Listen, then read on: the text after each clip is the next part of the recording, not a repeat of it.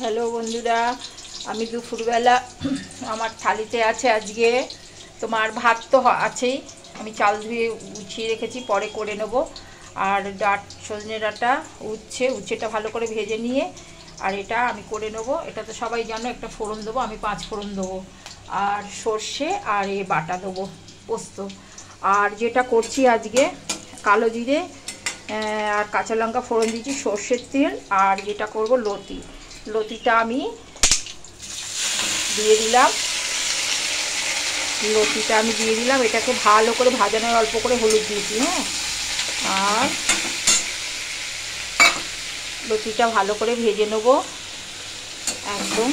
তবে কমপ্লিটটা দেখাতে গেলে তো অসুবিধা, আমি এটা স্কিপ করে দেবো।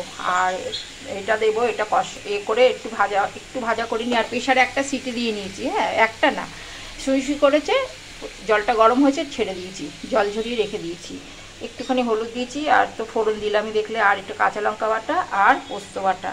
তারপরে যখন হয়ে আসবে একটুখানি দেবো ওই কাঁচা তেল, ব্যাস, ভীষণ ভালো হবে। লতি দিয়ে পোস্ত। ঠিক আছে, বাই বন্ধুরা।